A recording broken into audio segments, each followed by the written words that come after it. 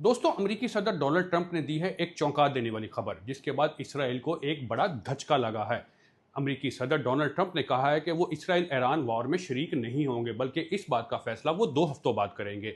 White house की तर्जुमान Caroline Levitt ने अपने एक प्रेस ब्रीफिंग में कहा है कि दुनिया भर के जो मुख्तलिफ मीडिया आउटलेट्स हैं, अखबारात हैं, टीवी हैं, वो इस बात का खबर फैला रहे थे, जो कि एक फेक न्यूज़ थी, कि जो अमेरिकी सदर ने ईरान के ऊपर हमले की मंजूरी दे दी है। उन्होंने वाज़ेह तौर पे इस बात को क्लियर किया है कि डोनाल्ड ट्रंप ने किसी किस्म की कोई मंजूरी नहीं दी है, बल्कि उन्होंने ये कहा है कि वो ईरान इसराइल जंग से फ़िलहाल दूर हैं और उसमें शरीक होना है या नहीं होना है, तो इस बात का फ़ैसला जो 2 हफ्तों बाद किया जाएगा। जिसके बाद से इसराइल को एक बड़ा धचका लगा है। इसराइल में जो अवाम है, वो फ़ौजियों के खिलाफ निकल आए हैं, फ़ौजियों के खिलाफ जो नारेबाज़ी कर रहे हैं, उनके खिलाफ जो एहतजाज कर रहे हैं। और आज जुमे की सुबह जो है, ईरान ने एक मरतबा फिर जो है इसराइल के ऊपर एक बड़ा अटैक किया है। इसराइल का जो महफूज समझे जाने वाला शहर था शिया ऐप जो है, उसमें माइक्रोसॉफ्ट के ऑफिस के करीब जो है अटैक हुआ है। इसके साथ साथ जो मिलिट्री इंस्टॉलेशन है, वहाँ पे जो फौजी कैंट हैं, उसके ऊपर अटैक हुआ। यही वजह है कि वहाँ से जब फौजी भाग रहे थे, भाग निकले थे, उनको अवाम ने रोक लिया, इसराइली अवाम ने रोक लिया। उन्होंने कहा है कि ये सब कुछ आपकी वजह से हुआ है।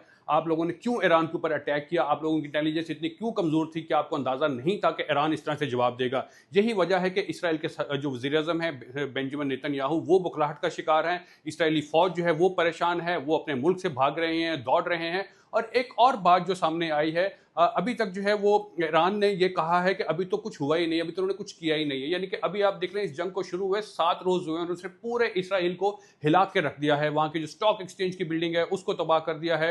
वहाँ पे जो अस्पताल हैं, जो वहाँ पे मिलिट्री इंस्टॉलेशन हैं, कैंट हैं, इसको जो सड़कें हैं, सब कुछ बड़े-बड़े प्लाज़े जो महफूज़ समझे जाते थे, सबको उन्होंने तबाह बर्बाद कर दिया है। और अभी तो ईरान ने कहा है कि अभी उन्होंने कुछ किया ही नहीं है। यानी कि अभी 2 हफ्तों तक वो मज़ीद इंतज़ार करे। कि जिस तरह से ईरान जो है वो इसराइल की पिटाई कर रहा है, इसराइल की नस्लें याद रखेंगी, वो आइंदा कभी भी किसी से पंगा नहीं लेंगे। असल में दोस्तों, जो इसराइल था वो ये समझा कि ये भी फ़लस्तीन की तरह लोग होंगे, वो मार लेंगे, आगे से कुछ जवाब नहीं आएगा। लेकिन जिस तरह से इसराइल ने ईरान से मार खाई है और ईरान ने उनकी पिटाई की है और ताहाल कर रहा है, यही वजह है इसराइली जो वज़ीर-ए-आज़म है वो मुख्तलिफ मुल्कों को ये कह रहे हैं कि उनकी जान छुड़ाई जाए। एक और जो ख़ास बात है, वो आज की जुमे की सुबह जो है वो चाइना के जो सदर है शी जिनपिंग, उन्होंने रूस के जो सदर हैं व्लादिमीर पुतिन, उनसे फ़ोन पर राब्ता किया है। दोनों रहनुमाओं ने मशरिक़ वुस्ता यानी कि इसराइल ईरान की जो सूरत हाल है, उसके ऊपर जो है तबादला ख्याल किया है, बातचीत की है। दोनों ने इस बात के ऊपर जो है वो एक इत्तफ़ाक़ किया है कि इस सूरत हाल से फ़ौरन इसको ख़त्म किया जाए,